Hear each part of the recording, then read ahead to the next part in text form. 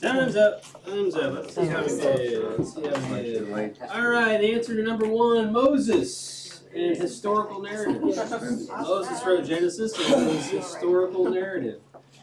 The 2 attributes, fundamental attributes that I specifically spelled out are totally trustworthy and absolutely authoritative. Totally trustworthy. If you had some form of that, trustworthy, authoritative, without the adjectives, that would be fine. Infallible was one? Infallible is part of being totally trustworthy. So remember, totally trustworthy is it's inerrant and infallible. Yeah. Okay. Number 3, man's way is the way of reason, and God's way is the way of faith. And then the proper motive that we must have when reading God's Word is faith and obedience.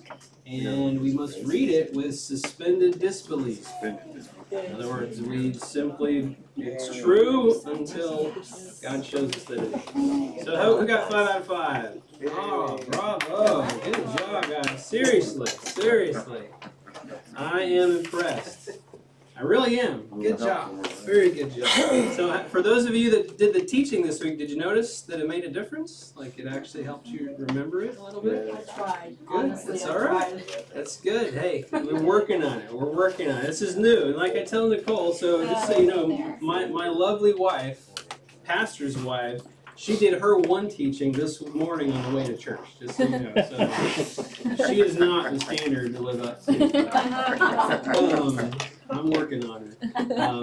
This is not natural, just so you know. This is like if you're waiting for like the right time to do it, it's not going to show up because this is not part of our normal way of doing things. Like we've been in the routine of church is something you do on Sunday. You listen, you think you remember it, and you're good. This whole idea of repeating it to somebody during the week is very foreign to us. It's not part of our culture. It's not part of our normal lives. And so in order to break out of this paradigm, you have to be intentional about, you write it in your planner, figure out a way to make this happen. Otherwise, you just won't do it. You won't just think of doing it. All right? So good job, you guys. I'm really proud. So, all right, so far we have covered, oh, wait, I need to get your handouts, Steve. So you guys get those distributed, please. All right. I guess I should have done that earlier. It's distracting now. Am I really on? Can you guys hear me? All right. Well, I'll wait till those of us get to you guys.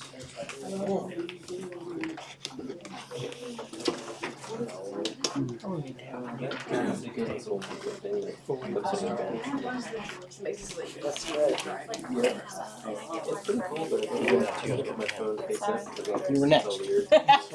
Oh no. It is. That works. They need to know this too. Can I get another one? So check out what Carrie brought on her table here. This is the actual books of the Bible separated into individual books.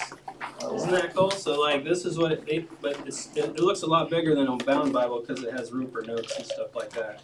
But if you get a chance, come by and check it out later and just look at all the thicknesses and stuff. It's really cool to see the Bible actually split up into its separate books, and that is more like what it was like for the Christians up until like the 1500s.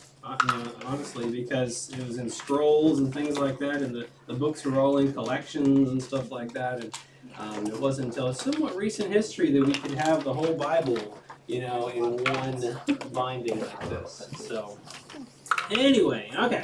So far, we have covered the technical details of the Bible. We cover, table of contents, and what kind of mindset a believer should have when reading it. Today and next week, I'm going to cover my recommended order for actually reading it. The first time specifically. So if you've never read through the entire Bible, if you've only done pieces here and there, or read little verses here and there, if you've never actually read the whole thing on purpose, this is what I recommend how you do that to start with. Okay, so many people like to recommend starting in the New Testament with the Gospels, but I actually like to recommend starting in Genesis, and I'll tell you why. Jesus did not drop out of the sky into the middle of nowhere and roll into town untouched by civilization.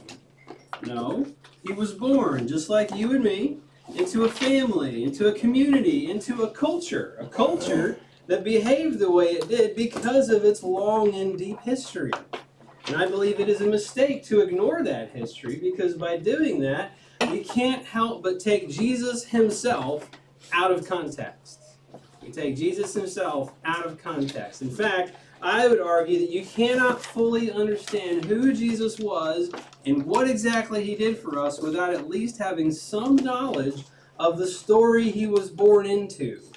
The Old Testament story, that is. As Paul explains to the Romans, in Romans 15, he says, "For everything that was written in the past," as in the Old Testament, "was written to teach us, so that through the endurance taught in the Scriptures and the encouragement they provide, we might have hope." Not to mention the many times that Jesus himself referred to people, events, and prophecies of the Old Testament. Without that background, you will miss half of what Jesus says and what he means. He's referencing things that you should already know, that the people around him already knew. So I recommend, even for new believers, to read the Old Testament first, but not necessarily the whole thing. Okay? What I'm specifically talking about is the story of the Old Testament, the historical narrative parts. The story of God and his chosen people, the nation of Israel, and all of its ups and downs that resulted in the Israel that Jesus was born into. So, what I prepared for you today is something of a reading guide for the story of the Old Testament. It's a table of certain books in order with a list of chapters to read. So notice not all of them say all, some are certain chapters. I've also added a one-sentence summary of what that book is about, what part of the story it tells, and an outline of the contents. So you'll see some of the stories you probably have heard of. Now you'll know what books they're in, right? Following this guide will take you through the main storyline of the Old Testament without some of the things that tend to bog people down, like the long lists of specific laws, the tabernacle instructions, land distributions, census numbers, etc. All those kinds of things. It leaves those out. It also does not include any of the prophets or wisdom literature. It's just the narrative parts. But I do have some bonus material at the end of your handout, which includes those things, and I'll talk about that at the end. So for now, let's talk about the main story of the Old Testament, which begins at the very beginning. So this is where your handout comes in. Okay, so starting with Genesis, right? So Genesis is the time period of approximately 4000 BC to 1800 BC. Now these dates are based on the lineages in the Bible. So based on, so-and-so lived so many years and begat so-and-so. All those things that everyone likes to skim over with dates and ages and stuff. These dates are based on those, okay? So according to the Bible, according to the timeline, it says when Adam lived and all that, the creation happened around 4000 BC. In other words, the idea of a young earth creationism. So the story of Genesis is basically that God creates the world and raises up the nation of Israel for himself. That's what Genesis is about. It's a really great story. It includes, let's see, you guys, I'm writing that. It includes creation. It includes the fall. It includes Noah, the Noah and the flood story, the Tower of Babel, the story of Abraham and Isaac and Jacob, who became Israel, his cool son Joseph, who rose to power in Egypt, and how Israel moves to Egypt. That's how it is. It begins with creation and ends with Israel and his family moving to Egypt. So that's Genesis. Personally, one of my favorite books in the Bible. It's not boring at all. Great story. You guys good? All right. Now we move on to Exodus. Exodus covers the time period between 1800 and 1445 BC. As you notice there, I don't list all the chapters to read. Genesis, you want to read all of it. Exodus, you can skip the last third because that's the instructions in the building of the tabernacle, which you can read it if you want to, but it's very nitty-gritty details that can be hard to follow. It is the story of how God rescues Israel from slavery in Egypt and enters into a covenant relationship with them. So this is where we get the original covenant, the Old Testament covenant of Moses, and all that stuff. The outline starts with the birth of Moses, or actually it begins with Israel's growth and enslavement. There's the birth of Moses. He leaves Egypt. There's the story of the burning bush, the 10 plagues, the first Passover. So the Jewish Passover began and instituted here in Exodus. The story of the parting of the Red Sea and the Mount Sinai and the 10 Commandments and the construction of the Ark of the Covenant and the Tabernacle, which, as I said, you don't have to read that part, but that's in there. So that's the story of Exodus. So far God created the world. He raised up this nation of Israel, sent them to Egypt. They became slaves after a little while. God raised up Moses, rescued them, and now they have come to Mount Sinai where it says, all right, people, here's how I want you to live. And he gives them the law, 10 Commandments, and a bunch of other stuff. And so then in Leviticus, Leviticus was right around, near the end of the Exodus time period. And I do have some chapters I want you to read in there. 16 through 26 is kind of some of the key laws, the punishments, things like that. In fact, here's the outline. There's the Day of Atonement. So that's an important thing to understand, is the Old Testament Day of Atonement, because that's effectively what Jesus fulfilled. Okay, so the Day of Atonement, it's good to kind of understand what that meant for them. All the various laws, the priestly duties, appointed festivals, those are kind of neat when it comes to end times and such. The land Sabbaths are kind of neat to read about because that's why they went into captivity later. So the land Sabbaths, and then the various rewards for obedience and punishments for disobedience, which play out in interesting ways in the later books. So then we get to Numbers. So this is all, again, around the same time frame. This is the end of Exodus, around 1445 to 1407. So this is basically Israel. So God takes them all the way up to the Promised Land, but they fail to trust and obey God, so God causes them to wander in the wilderness for 40 years. And that's what Numbers covers. Israel fails to trust and obey God and wanders in the wilderness for 40 years, causing basically the older generation to die out. And so the outline includes spying out the Promised Land but refusing to go, the sentencing to be wandering for 40 years. This is when Moses strikes the rock and is banned from the Promised Land. So you've probably heard that story before. It's in Numbers. Some of the initial conquest is recorded. That whole story about Balaam and his talking donkey, that's in Numbers. And then it talks about how Joshua succeeds Moses as leader. And then we get to Deuteronomy. Are we doing all right? Are we going too fast? Nope. All right, Deuteronomy.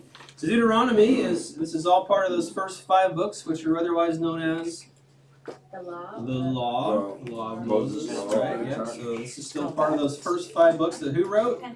Moses. Moses wrote, right? So he wrote them because he lived through them, except for the whole Genesis part. He must have heard that from his dad. So Deuteronomy, again, written around the same time, the end of the Exodus, the end of the 40 years. And what this covers is Moses repeats the law to the remaining people after the 40 years of wandering before they go into the Promised Land. So that's Deuteronomy is effectively a repeat of Leviticus in a lot of ways, and it also includes the final charge. So you can see I only have like the first couple of chapters and the last few. You don't have to reread all the law stuff. So it includes some of their wanderings in the wilderness. It includes the divisions of the land. Again, it includes Moses being forbidden to cross the Jordan. It's effectively a renewal of the covenant. So Deuteronomy is, now that the 40 years have passed and the older generation has died out, the younger generation is now the adults, and he's like, let's renew the covenant before you go into the Promised Land. And then it includes Moses' last words and death. So that's the first 5 books, right? Creation, Abraham, Isaac, Jacob, they go to Israel, or Israel goes to Egypt, they get rescued with Moses. Moses leads them through the wilderness, gets them right up to the Promised Land, and he can't go in. So now it's Joshua's turn. So Joshua is, again, it's one of my favorite books. It takes place approximately 1406 BC to 1375 BC. And it's the story of Joshua leading Israel to conquer the Promised Land. This is the story of Israel conquering the Promised Land, and then the latter half of the book is about him parceling out the territories to the 12 tribes. That's why I don't have you read the whole thing, because that part gets a whole bunch of names you don't know, places you don't know. If you feel like studying later, feel free to do that, but the narrative is the first 12 chapters. So a few of the things that happen in there: Joshua becomes a leader. There's that story about Rahab and the spies. You've heard that before. The fall of Jericho. The kids love that one, right? The walls come tumbling down, That's in Joshua. The Gibeonite deception. This one I like to teach on. A very good lesson to learn from that. The story about when the sun stands still in the one of the battles they have. And then, of course, the land dispersion and eventually the death of Joshua near the end. So that's the story of Joshua. So, following the story so far? So this is the story of Israel and his people, okay? Or God and his people. Then we move into Judges. So Judges is from 1375 to about 1075. As you can see, I have just a few sections of the chapters to read there. Basically, Israel enters, now that they don't have Joshua the leader, they enter into a cycle of turning from God, falling into captivity, calling out to God, and being rescued by leaders, who are called judges, that God raises up. So it's this very tumultuous period where they don't have a king yet, and that's what the author keeps reminding, is like Israel had no king during that time. Everyone just did what they felt like doing, and insanity ensued. And so some of the stories from there include the story of Deborah, the female prophet, Gideon, you guys know that guy, right? Gideon and his army of 300 and so on. And Samson, the super strong guy. These are all in Judges. These are the various people that God raised up. And then that crazy story at the end of Judges about a Levite and his concubine. If you've never read that, it's insane. In fact, one of the very first sermon series I did way back in the day before I was even the pastor, I did it on Judges. So anyway, so during this time of the Judges, this story about Ruth comes in. So this is approximately 1140 to 1040 BC, somewhere in there. And it's the story of two widows who lose everything and find hope in Israel, which leads to the birth of the future King David. So Ruth is kind of this story, kind of just thrown in there as part of, this is where King David came from. It's a cool story. And so story occurs late in the time of the Judges, and it includes Ruth, Naomi, and Boaz. So good story. You should read it. And then we move into 1 Samuel. 1 Samuel, which covers between 1100 and 1010 BC. You should read all of this. Basically, Israel is tired of having judges and prophets, and it demands a king who turns out to be quite a disappointment.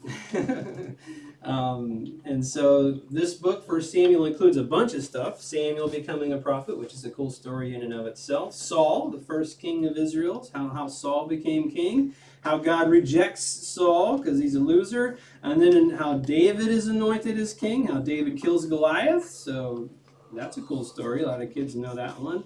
How David runs from Saul, and eventually how Saul is killed in battle. So 1 Samuel kind of begins with the people demanding King Saul. He shows up, but then at the end he's dead, and David has been anointed king. Then we move into 2 Samuel, which covers the time after that, about 1010 BC to 970 BC. And basically this story is David becomes king of Israel and has some ups and downs. He has a few ups and downs. So David makes Jerusalem his capital. So up until now, Jerusalem was not necessarily the capital of Israel. So David made Jerusalem the capital. The Ark, remember the Ark of the Covenant? It was brought to Jerusalem. Before that, it kind of just been hanging out at someone's farm.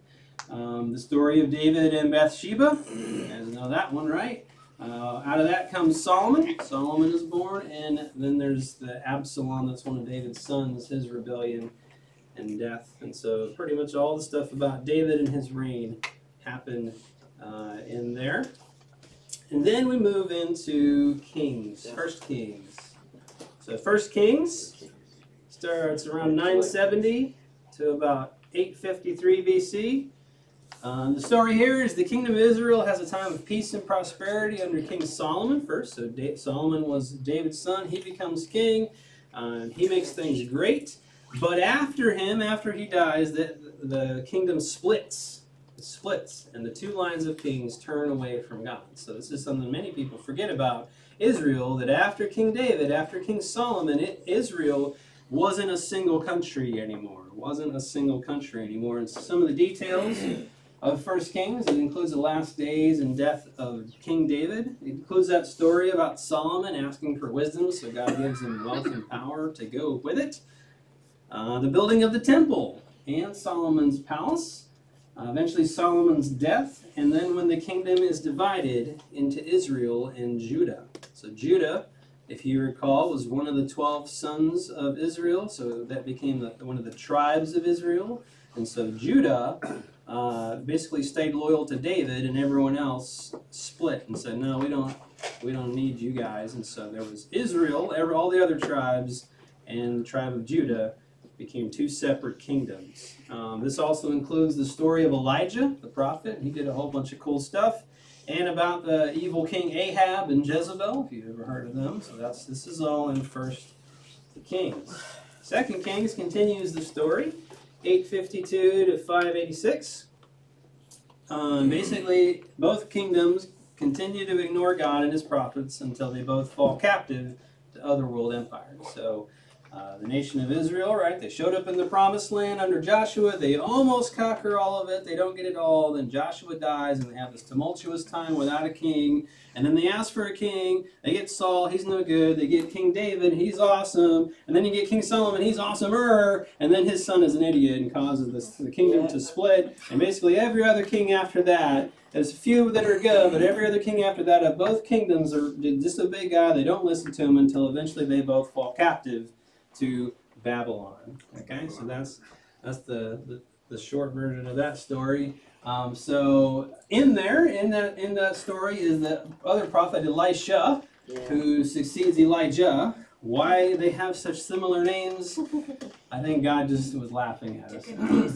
So Elisha succeeds Elijah. He does some really cool stuff. There's a string of good and wicked kings. And then Israel is taken captive by Babylon, followed by the siege and fall of Jerusalem, which is Judah. And so they end up both falling to Babylon, and they become captives to Babylon. King Nebuchadnezzar, you've heard of him before, right? So now we move to Ezra. So Ezra is near the end of the captivity, so 537 to 456. Yeah, so there's not a lot of there's really no historical narrative during the captivity phase, except for kind of Daniel, which isn't so much stories about the kingdom as just about what he experienced. That's why I don't really include it as part of the main storyline, but you'll see him in the bonus material. So they have this effectively 70 years of captivity to Babylon and Persia, because Persia took over Babylon, which I'll get into next week. And so at the end of the captivity, the Israelites get to go rebuild the temple. So Jerusalem, where the temple, the capital, had been destroyed by Babylon. So it's leveled. And so at the end of the captivity, they get to go back and they rebuild the temple first. And the scribe named Ezra, which the book is named after, teaches the people to once again obey God's laws. So this includes the proclamation of Cyrus. So he's actually prophesied about in Isaiah a few hundred years before he was even born, that he would be the one to set the Israelites free from their captivity. And then the exiles return and rebuild the temple, and there's Ezra's reform. So, get the story, right? The nation of Israel, they go to the promised land, they don't conquer it all, they have some ups and downs. Well, they don't have a king, they get a king, they get King Saul first, and then King David, and then King Solomon, and then a bad king who splits them. They really disobey God for a long time, they get taken captive by Babylon, and then after 70 years they get to go back and rebuild the destroyed capital of Jerusalem. Now at this time, they're no longer two nations, they've kind of come back together. I don't know if you noticed that or not, but they stopped being a split nation, sort of. And then we move into Nehemiah, kind of the last part of the story in the Old Testament anyway. Nehemiah takes place between 445 BC and 432 BC. See, we're getting right up to about 400 years before Christ. which if you remember what I've said before, there's about a 400-year gap between the end of the Old Testament story and when Jesus shows up on the scene. And so I do recommend you read all of this. This includes how the city of Jerusalem is in bad shape, so Nehemiah rebuilds the wall. So Ezra and them rebuilt the temple, and Nehemiah came a little later to rebuild the wall around the city, because back in those days, if you didn't have a wall around your city, you were not going to be a city for very long. Okay? And so this includes Artaxerxes sending Nehemiah to Jerusalem. The walls were built, and the Israelites recommit to the covenant law. Recommit to the covenant law. And that's kind of where it stands for 400 years when Jesus shows up. So that's the story. Start back at the beginning. Now, one thing you'll notice is that if, this may have felt like a lot. It probably does. Like, am I really supposed to, teach through all of this with the dates and everything? No. That's for your information, okay? In order to tell the story, just read those single sentence summaries of each book. Those are the highlights. And that way you can explain the big picture story of God and his people in a very, just like I did a couple times now, or I summarized. That's the idea. This is all as a guide. You don't have to repeat all of this, but if you want to be able to explain the story of what the Old Testament tells, you can just use those summary sentences, okay? In fact, that's what your homework will be. So let's talk about the bonus reading. All right, I don't think I have slides for this. All right, so some bonus reading. So obviously I didn't cover everything in the Old Testament, so what about the rest of it, right? So here's kind of a description of some of these other books. So Job, now these are not really part of the main storyline. That's why I didn't include them in that first section of the main story. These happen in the main story, but they don't further the plot, so to speak. Make sense? So that's why I kind of included them as separate. You can read these after you've read the rest of it. So Job is believed to be the oldest one, happening before 2100 BC. So that's like before the Tower of Babel time frame. And it's the story about Satan attacking a righteous man named Job, and Job and his friends argue about it, and finally God has something to say about it. It's a really fun book. Just the first 3 chapters and the last few. The middle part can be like, oh, stop it, please. And then there's Jonah. So you guys have heard of Jonah before, the big fish. Well, you know what? You really should actually read the actual book of Jonah sometime. It's not always what the kids' stories are like, okay? So there's that. The book of Daniel, it's got some awesome stuff in it. All these great prophecies. I went through a lot of that when I did the Revelation series, End of the World series, right? So it includes, the story of the lion's den and the fiery furnace and the writing on the wall. And so that's basically the one book we have that really talks through things that happened during the captivity. So there's Daniel and there's Esther. Esther is one of the best stories in the Bible. It happens, we believe, near the end, sometime during the captivity when Persia was ruling. And this is like the stuff movies is made of. Basically, so Esther is a Jew, and she ends up becoming the queen. She marries the king, the emperor. But then one of his advisors basically tricks the king in writing a decree to kill all the Jews. And of course, in those days, that king, when he made a rule, he couldn't even change it, right? And so Esther, basically, she's not supposed to approach the king unless she's invited. She risks her life to go approach him about it, and eventually foils the plot and has the guy impaled on the pole that he was trying to impale someone else on, and it's just a really cool story. They saved the day and stuff. So anyway, I encourage reading that. And then, of course, there's the Psalms and the Proverbs, which I do not recommend just trying to read those straight through. I don't know how many times I tell them, I'm going to start reading the Bible. I'm going to read the Psalms. Don't do that. Don't do that. It's like reading a phone book. All right?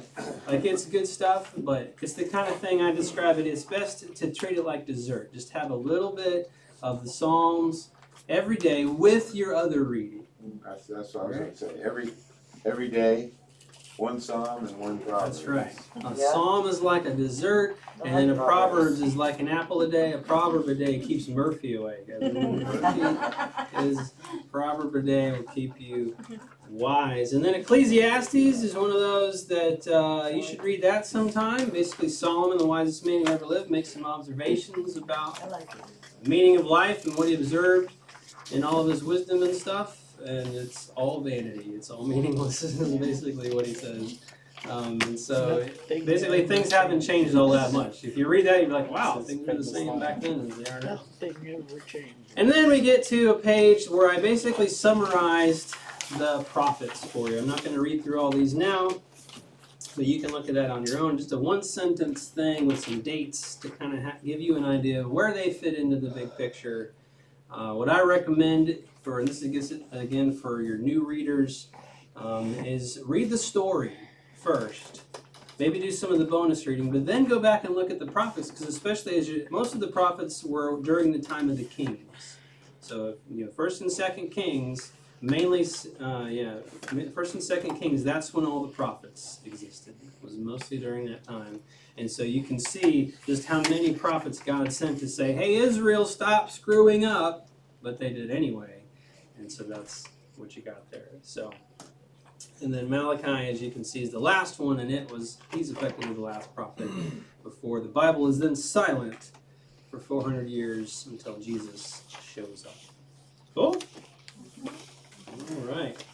So, like I said, now it probably feels like a lot. And it really is. But the overall story, so again, this is the outlines and stuff are there for basically for you, and what you want to teach them, or the story is in the little sentences of the main storyline. And if you just look at it that way, it's like a paragraph, okay? It just spells out in really big brushstrokes, effectively the story of the Old Testament and the major highlights. And so, actually, I'll go ahead and go through it one more time. So the story begins with God, right? He creates the world and he raises up for himself a nation that he calls his people, the nation of Israel, for himself. They end up in slavery, so God rescues them from slavery and enters a covenant relationship with them. And he gives them instructions on how to worship him, but they don't want to trust and obey him, so he makes them wander in the desert for 40 years and has half of them die out. And then Moses, at the end of that, when all those people are dead and they're about to enter the promised land, the law is reread to them. Moses dies. He doesn't get to go in. Joshua takes over. He leads them to conquer most of the promised land, parcels out the territory to the 12 tribes. And then he dies, and Israel enters this cycle of turning from God, falling into captivity, calling out, being rescued, and so on. And then there's that cool story of Ruth that happens in there. And at the end of the time of Judges, Israel demands a king, right? And God says, okay, you're going to get a king, but you're not going to like it. King Saul ends up being quite a disappointment. God rejects him. David becomes king. David has some ups and downs. He has that story with Bathsheba where Solomon comes out of that. Solomon was really cool, wisest man who ever lived, but he also did some stupid things. And then when he died, his son split the kingdom, and basically every king after that from both kingdoms rejected God until they both fell captive to Babylon, and they stayed there for 70 years. And then they finally got to go back with Ezra, rebuild the temple, and finally with Nehemiah to rebuild the wall around Jerusalem, and that sets the stage for the New Testament. Right? See, that took like 5 minutes, less, 3 minutes to walk through that. Right? So that's the story. That's the story. And so, you guys all giving me scared eyes. So, all right, so today, when teaching this stuff to each other, what I want you to do is to start at the beginning of what we've covered. The very beginning, as in the cover of the Bible. And walk through all of it. Okay? Now, let me give you a demonstration. I want to demonstrate this for you and see how it doesn't have to be long and drawn out as you think that it is. Okay? So, I know, right? even though it's taken us a few weeks to cover this, it's because we're trying to get this in your head. Okay? So you start with the cover. So you got a new disciple. So Roger's my new disciple. He's just decided to repent and believe in Jesus. But really the only thing he knows is this Jesus guy. He doesn't know anything about this book. And so I'm going to say, Roger, one of the best things you can do, the first thing you need to start doing is you need to start reading the Bible. And let me tell you a little bit about it. You've probably heard all kinds of things about it, but let me tell you what I know about it. So let's start with the cover. So first, it says Holy Bible. We'll talk about that another time. But you often see these little things on the front, NIV, NLT, that kind of stuff. Well, those are just translations because the Bible was a whole bunch of different books written a long, long, long time ago in different languages that we don't speak today. And so they had to translate it into English, and since it doesn't translate super easy, they do it in various different ways. And so we're going to read this. Cool. All right, so let's look at the inside. And then if they ask questions, then you can get into some of those other details. Okay? Let's talk about the table of contents. So as you can see, there's a lot of different what are called books in here, but as you can see, it's split up into two sections, the Old Testament and the New Testament. Well, Testament's basically a covenant, which is an agreement between God and people. So in the Old Covenant, God made an agreement with the nation of Israel on how they can be forgiven of their sins and worship Him. But then Jesus came around and made a new covenant about how all people can be forgiven of their sins based on what He did. And that's what these two halves of the Bible are about. Okay? And then we get into the contents, and you can see all these different Genesis and Exodus, and so these are not arranged in the chronological order, so you don't really want to just go to page 1 and try to read straight through. You'll get lost at about page 6. And so it's divided into like history, and there's wisdom literature, and there's all these prophets, which are really hard to read. And then you get to the New Testament, you got these Gospels, they tell the story of Jesus, and then there's just a whole bunch of these letters that like Paul and a few other people wrote to the early church, okay?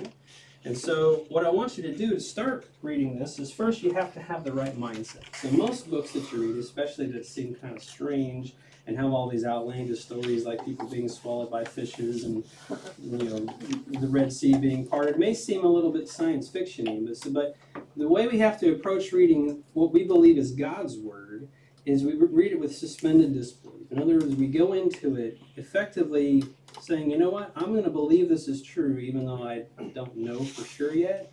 And what the beautiful thing is that what God promises is that His Holy Spirit is now in you because you repented and believed in Jesus. He's going to show you that this stuff is true as you read it with the right heart, wanting to trust it and obey it. Okay? And so what I'm going to get you started with is the very beginning, but I'm going to work with you to read through the actual story. So we'll skip some of the parts, but that's okay. We'll get back to it another time when we're studying. But it's important that you read the story so you understand Jesus a bit more. Cool? Can we start with Leviticus? I wouldn't recommend it. So you see, that's what we're getting to. All right? Now, obviously, most people are going to have some questions. Well, what about this? What about that? That's where all that other stuff comes in. So what I've given you is you don't want to necessarily go through every single word with somebody. I'm having you do it now so you get it in here. Because more than likely, when you have your new disciple, you're not going to have this with you the first conversation you have about this. And so you're going to want to be prepared to just kind of give a quick, see, like I just did, just kind of a quick run through of here, I've been giving you a Bible, here's how you start reading it, some of the important things to know about it. And then when they have questions, you have that other stuff that you can go back to and say, oh, well, what do you mean we have to read it as if it's true? I mean, what else do we got to know about it? Well, it's totally trustworthy. It's absolutely, well, why is that? Well, because God is, and we believe He wrote it. And you see what I'm saying? And so I'm having you practice these things so that you can get it in here so that you can just do what I just did without any notes. Okay? And it's not just, you know why I can do that? Because I've taught you. Because I've written, and all that stuff. So that's the idea. The ultimate goal is that it's not a super long, drawn-out like sermon that you give somebody. It's just explaining something that you know. That they do need to understand some things before they just start picking this book up and reading it. Because what if they jump into Leviticus and like, oh, this is like sacrificing animals and like you want to give them a guided 2-word. So, makes sense? Yeah. Okay, so your homework for this week and to do right now as you pair up is to kind of do what I just did. You can use your notes, you can use what you've written, but I want you to walk them through the cover to the main storyline that I just covered today. And try to do it in your own words, but feel free to do it with your notes, and then do that during the week where you're covering these all basically from page 1 and on, these different things, so that you can internalize that. So when the time comes and that disciple has questions and you're wanting them to read a Bible, you can kind of just walk them through all those things that I just covered. Make sense? Cool. All right, we'll pair up. But if you put in one. All right. If you can hear me, clap once. If you can hear me, clap twice. If you're going to listen to me, clap 3 times. One more. All right. Well, it's about 5 till, so let me get a couple final thoughts in there. And if you need to continue after this, feel free. If you can stick around as long as you want. You can do all 3 of your teachings today if you want to, but I don't recommend it. You should spread it out during the week. So y'all in the couch room, come on back. Come on back. And like Michelle said, if you'd like to repunch your holes, apparently I had them in the wrong place. I'm sorry. You can do that. No, see how it's. Is that what annoyed me? It's For all. sure. Okay. Thank you very much. Trying to put the holes in the right place. Yeah. It's a shame on him. Thank you. I noticed it, but I'll line them. I'm sorry. This one's yours, correct? Yes. She looks like Daniel. I have to work on that. I guess I did that to see if you were paying attention. Apparently you are. She said that's yours. Anybody else need? I write in pencil.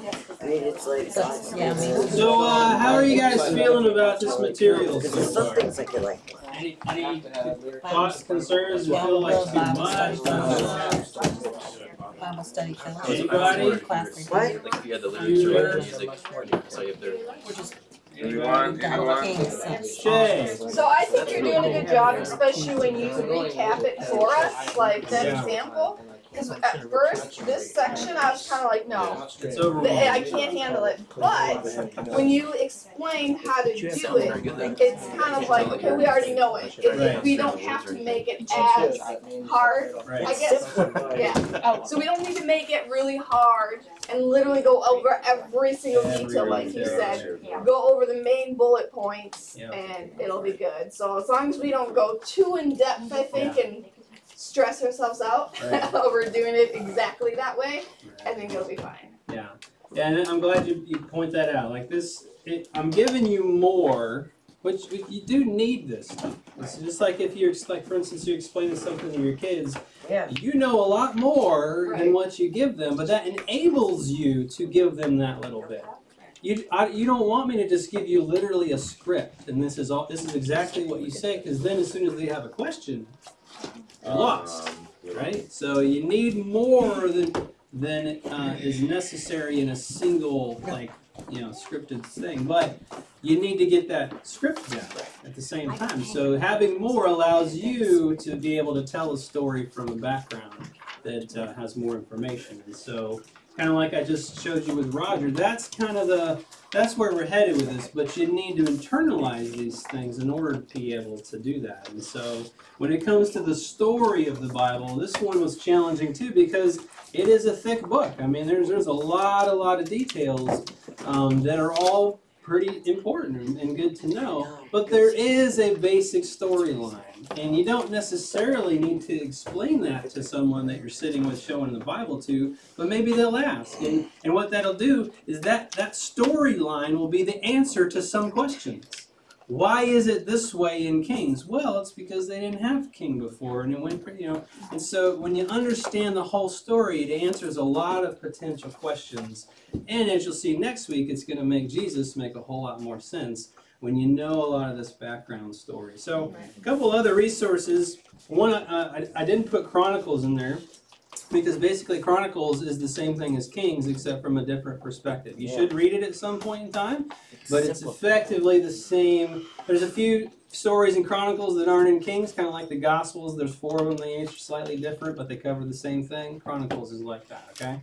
There's a few resources I'll send you in an email. Some of the websites that I got some of this from that are a little more detailed than what I gave you. And there's also, how many of you have heard of the Story Bible? The Story Bible. If you look this up, Google it, just look up the Story Bible. What this has done, so what I gave you was effectively a reading plan to read the story of the Bible. Well, they just took that reading plan and stuck it in a book by itself. Now, theirs isn't exactly the same as what I came up with. But theirs doesn't even have like Bible verses and stuff. It just reads like a novel, but it's actually scripture.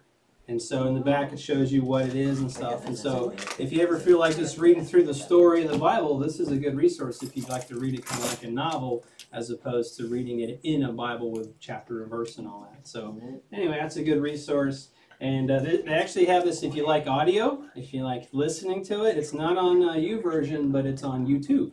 Yep. You go on YouTube, they have it all in audio, the Story Bible just as it's written, and you can listen to the whole thing. So if you've never actually read through the story of the Bible, I encourage you to do it so that when you have that disciple of yours, you know the story. You've read through it yourself, and you can kind of walk them through it as they're going through it. So your homework this week, and again, good on you guys. Really, I'm impressed with how many of you raised your hand and said you did it 3 times. You're not going to regret this. Like, this is how it's going to get into your head. This is how we break out of the paradigm of just the endless listening and doing nothing with it. So push through it. I know sometimes it feels awkward. Nicole's a good example of like, she just doesn't like reading what someone else wrote. I'm like, just do it anyway. Just to get it in there, and then later, once it's in your head with my words, then you can turn it into your words, okay? But the point is to keep repeating it.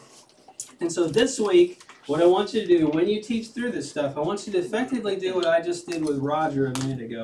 Start at the cover, go through all the stuff, but try to do it in a conversational way, not necessarily reading it straight through, but reference your stuff. And ideally, do it with someone else that's part of this group so they can grade you. So you guys, Roger and Deshelle do it with each other, and so when Deshelle does it with Roger, Roger can say, well, you left out this part, or you should have done that. And we work with each other so we all get better at this together. This is the whole idea of us equipping each other. This is what that Ephesians 4 is. We all do our parts as we help each other part grow, right? This is what Ephesians 4 talks about. We're working together to each of us get better at actually discipling somebody by effectively discipling each other, okay? So get with each other during the week, over the phone, Facebook, in person, whatever works, and just go through this material together. Like you're studying for a test or something, because there will be one. But the real test won't be a little pop quiz that I give here on Sunday morning. The real test will be when God brings that person your way, and suddenly you're there, and they're like, they have a question like, hey, I want to read the Bible. Can you tell me about it? And you're like, guess what? If you've practiced this, you won't be like, oh, well. Let's start with the cover. You'll have something you've done before that you can walk through with somebody. So that is the idea that we're going for. So any questions or comments before we close out in prayer? Anybody? All right. Shay, would you close us in prayer? Heavenly Father, thank you for this opportunity and this time for us to learn more about you and about your word. We just pray that you help us dig deeper and just to remember all these things, and that we're able to minister to those around us and answer any questions that they may have. We pray that you go with us throughout the rest of our week, and we thank you for this day. In your name we pray. Amen. Amen. All right. Thank you guys.